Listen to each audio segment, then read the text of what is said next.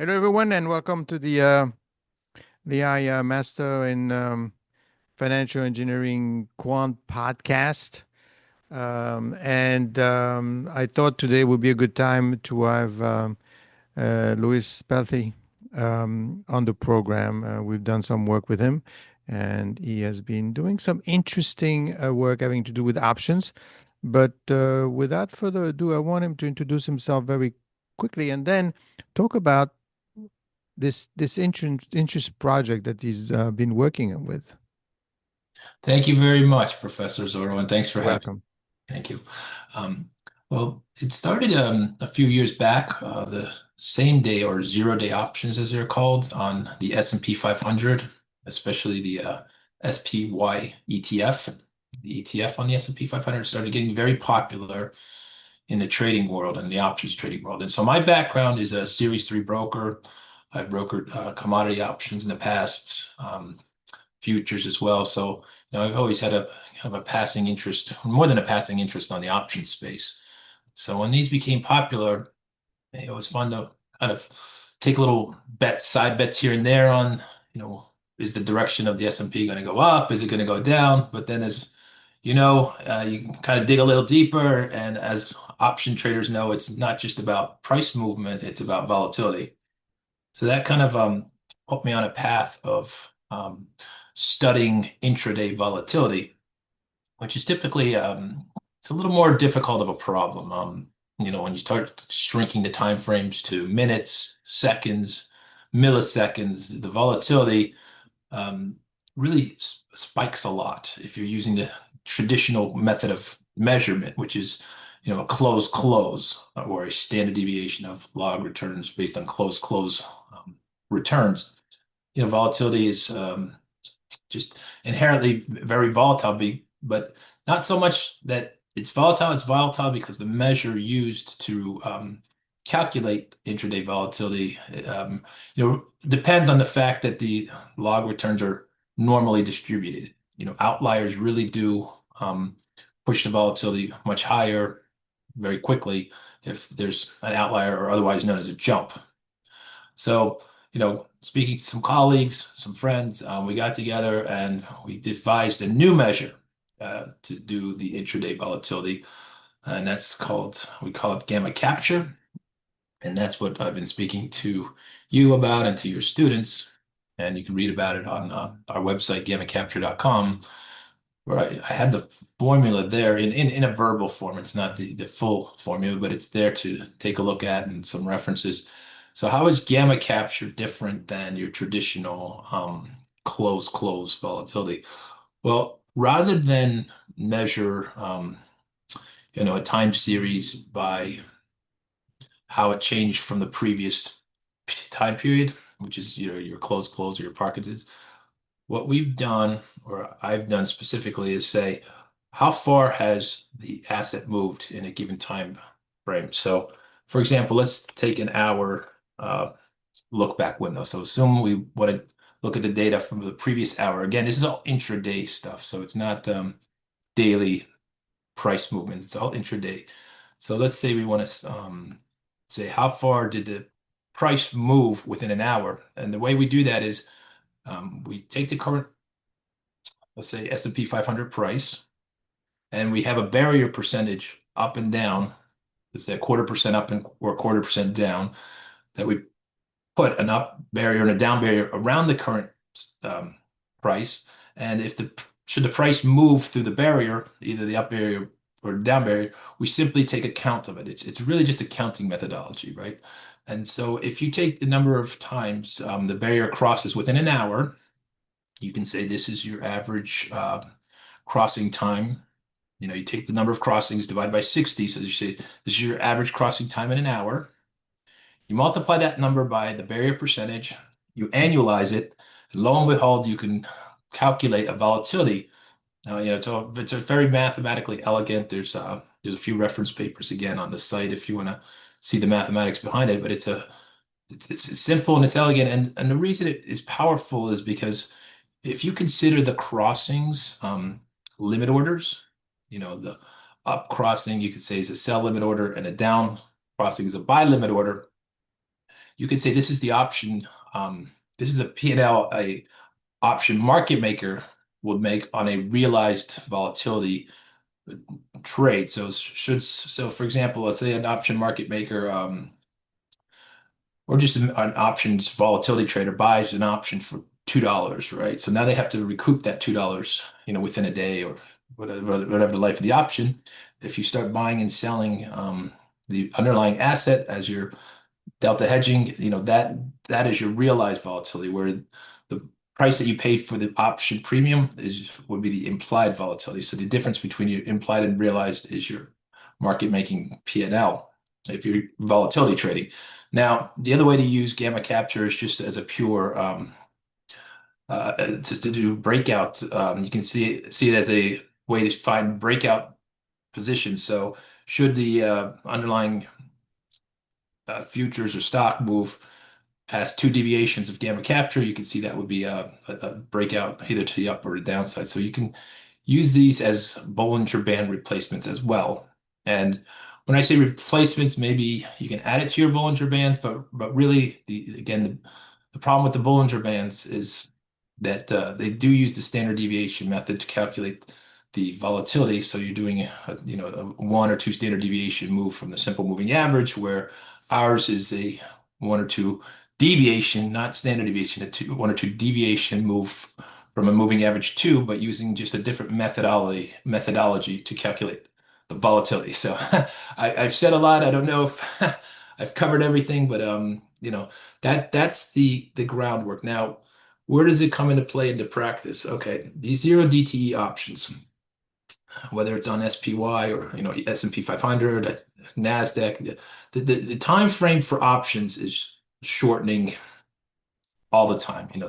We're just in a new paradigm where a day would be a year ago or maybe 10 years ago, people would look out a month for options, and then it started shrinking to weekly, and now we're in the daily territory. So a 1 day period is the currently one of the most active, or there's a lot of volume and open interest on single day options strikes and open interest. So since the time has shrunk, so to speak, there was just a need and a demand to say, okay, how do we now look at the volatility on a very short time scale? And again, gamma capture does address short time scale volatility. So you could say, all right, my gamma capture volatility is printing at 12%, and I see options IVOL, on the exchange at 17%. I think options are a little overpriced relative to my gamma capture. I might consider selling, doing a strategy that's a sell side strategy, or the opposite. If you see the IVOL at 10%, which has been the daily IVOL for S&P for the last few weeks, but I'm showing my gamma capture volatility 15%. You might be able to say that it's a buying opportunity. Maybe I'll buy options instead of sell, or just change your strategy accordingly. So that's one definite application in the real world, is just comparison to the eyeball in the market. Again, the second is using it as a breakout measure, because it is a volatility measure. You can say if the market has moved two deviations away from my volatility that I'm using, that could be, to the upside, that could be an upward breakout, or on the downside, you could say the market has broken out of a band on the downside. And the third is risk margining. Now, this is a little more specific, but because a lot of FCMs, brokerage firms, are now seeing an influx of people who want to trade these 0 day options, and also just holding equity even short term, the margining issue is, at what rate do we margin, a very short duration transaction? And it's actually a big problem, because, do we margin it at the same rate as someone that was holding, a longer dated option? My suggestion is no. You should use if someone's only holding a flex option or a zero DTE option for a few days, you should use the current uh, short-term spot volatility, and not your longer term, like a VIX, which is a 30-day, or some other longer term volatility measure to margin your derivatives that are very short term. Again, anywhere where volatility is used, gamma capture can be substituted for the current standard deviation methodology.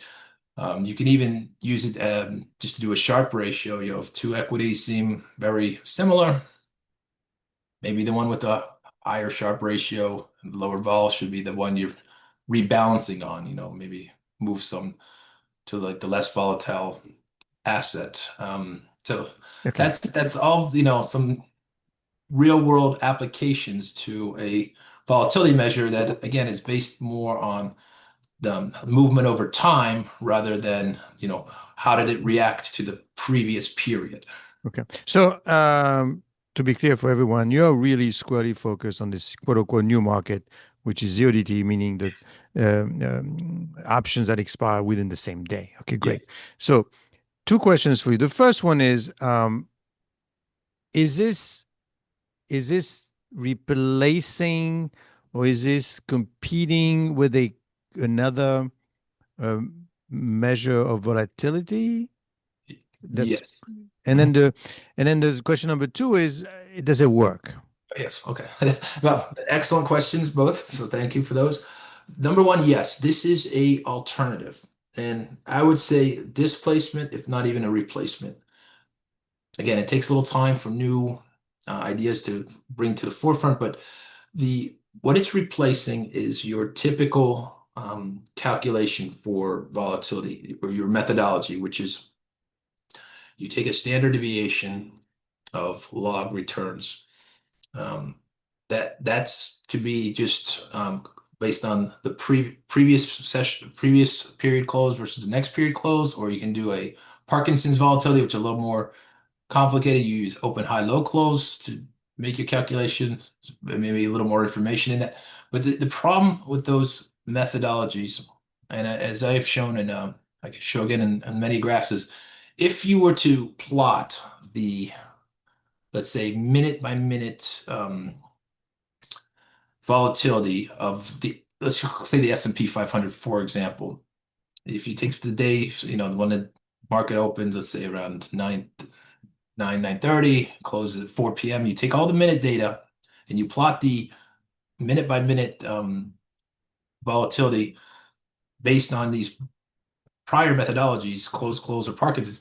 You will see a lot of outliers. You'll see many, many times where the market moves within a minute that will be considered, a jump or an outlier, and that skews these measures unnaturally to the high side. It makes these volatilities jump very quickly as well. Because again, when you're doing the standard deviation method, it's a sum of squares calculation. You can take out the average, or you can make the average zero. It doesn't matter. You can use open, high, low, close. It still doesn't matter. You're going to see a jump in your volatility using these previous methodologies. Now, gamma capture is completely different. So it's a much different. It's based on option trading, option hedging. So you have a barrier, and you count the number of times a barrier is crossed within an hour.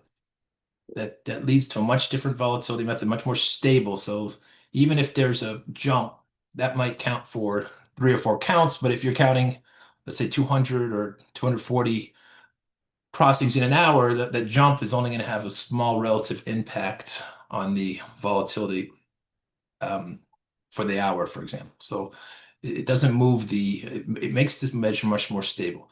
Now, the question of does it work? And the answer to that is absolutely yes. And how do I know that? And how do we know that? I've been working with your Lehigh students very diligently.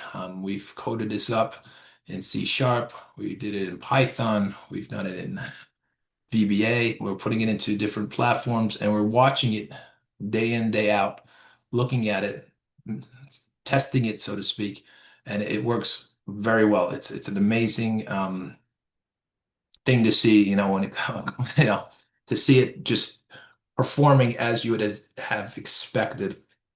And again, if anyone's very clever and they want to reproduce it, we're not trying to hide the formula. Again, it's the gamma capture volatility is equal to the width of your up-down barrier as a percentage multiplied by the number of crossings in an hour, for example. We're just using hours as an example. So that gives you an average number of crossings in an hour. And then you annualize that to get an annualized volatility. And you can see it's a very smooth, it works very well. And, another benefit of using it is you can now say, for example, oh, here's my 30-day volatility, historic 30-day realized volatility. It's 12%. And if my gamma capture is sticking higher than 12%, then I can see it's an intraday, the term structure, intraday versus 30-day is very clear. And then if it ticks back down, you can also do, what the term structure looks like for volatility. You could even do an intraday term structure if you'd like, 60 minutes, look back window, 120 minutes, 240 minutes. You can look at each one of those and do an intraday term structure of volatility. So it's very versatile as well. So it's the formula is clean, it's versatile, and yes, it absolutely works. Now, where it has potentially the most use is things like crypto, because there's not a super active market on crypto options. So it's kind of more difficult to say this is where, quote unquote, market volatility, which is, another term for IVOL. Where is market volatility on crypto? Well, if you don't have a super active options market, it's anyone's guess. And then on top of it, you're compounding the problem with using a measure like the close or Parkinson's that kind of explodes with jumps. And as we know, crypto, every day is very erratic. It's hugely volatile. So those measures just don't work for crypto. Ours does. That's one, I guess, void that can be filled pretty quickly, moving into a highly illiquid options market with a volatile underlying. That's probably the ideal spot for gamma capture.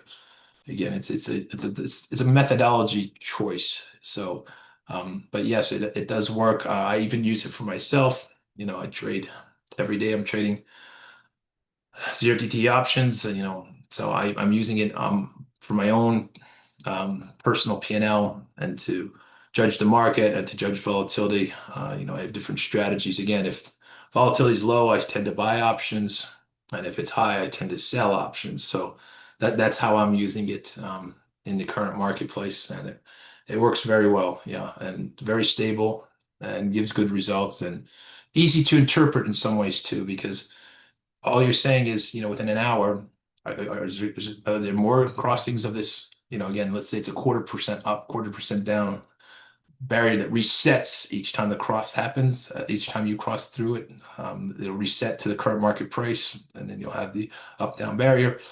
As you keep crossing, you count, and you can say, okay, there's just a lot of activity on this underlying ETF, stock, futures, whatever, because the crossing number, is very high, therefore leads to a higher volatility. Um, that's the methodology. So I hope I answered your questions, but it is still in research phase in somewhat, because again, I'm working diligently with your students, and we are putting it to the test. Different underlying stocks, different underlying assets. We're running it through the gamut, so to speak. But so far, the results have been very promising. Now, where does someone get to see in action? How are you going to release it to the, I guess, the general public? What's your strategy there? Right. So the strategy there is we're going to have a launch, initial launch, very shortly. It's in the works with 3 platforms. So the first one is NinjaTrader. It's a retail trading app for futures and stocks primarily. So it'll be available on the NinjaTrader platform. You can use, if you're using NinjaTrader, if not, you can set up an account, you can download it, use it within NinjaTrader. The second is another popular retail trading app called TradingView. So that's tradingview.com. We've written the code there. So, if you're using TradingView, if you have an account there, you can, we can give you a version of the indicators and you can run it yourself, test it out. And the third is a Bloomberg terminal. And now that's obviously the big one, the premier platform for every trader in the market. And when we get it running in Bloomberg Trader, then the professional class traders can take a look at it as well. So we have two retail avenues, Ninja Trader and TradingView, and one, the professional one, Bloomberg, the Bloomberg terminal. Great. So it's starting to get out there, and obviously with the market the way it is right now, as we've Mm, seen yesterday, yeah. uh, how did your model perform yesterday, if any? Well, it did well because what I use it for also is breakout signals. So I had it set for two gamma capture deviations, and I don't want to use the word standard deviation because it's not it's two deviations from the mean. And as soon as the market dropped, a significant, what I considered a significant amount through the lower band, I bought a call option. Now, why did I do that?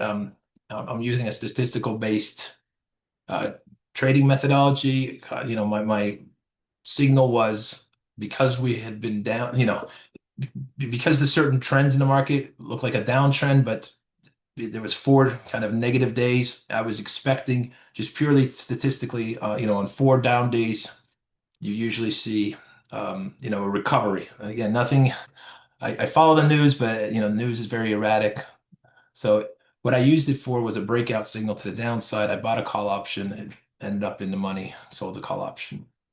I usually close out my positions before the end of the day. I don't hold it into, I don't want to take delivery of the ETF necessarily, but so it did work for me yesterday and the same signal today, which was, when the market opened this morning, it was very choppy. There was a pullback slightly. I saw it go through my gamma capture bands. I said, this is a good initiation point for a call option. And, again, a very good day. But I have my trading view set, the morning before the open, right? I have my mind set, okay, this is probably what's going to happen. I have, a lot of other statistical measures that I follow to give my view of the market, whether it's bullish, neutral, or bearish. I do that with technical indicators and statistics. Then I use gamma capture to find my entry points, or later in the day, if I think things are too volatile, the market's a little overheated, it's a good time to sell, you can sell a strangle, for example. You can collect some premium and then again buy it back within an hour. I'm not looking for home runs, but if you sell 15% vol and you buy back 10% vol, you're going to make the difference between the two uh, fairly quickly within a day, and you're not taking too much risk. So it's both a volatility indicator and a market timing indicator. Very good. I guess so. You're the opposite of Spitznagel, who's who's Yes. hedging next year's Yes. SPY, Yes. and he's done quite well. I mean, Yeah. great. So let's see what happens. Let's revisit the story in Sure. in a month or two to see Mhm. how the development of this gamma capture is going. Thank you Very very good. much. Thank you so much. And again, if you want to read more about it, gammacapture.com, I try to put as much information as possible on there, or contact me through there. And I'm Yeah, happy I'll to put talk. everything in the Okay. in the comments section. Thank you so much. I really appreciate this. Thanks. Take care.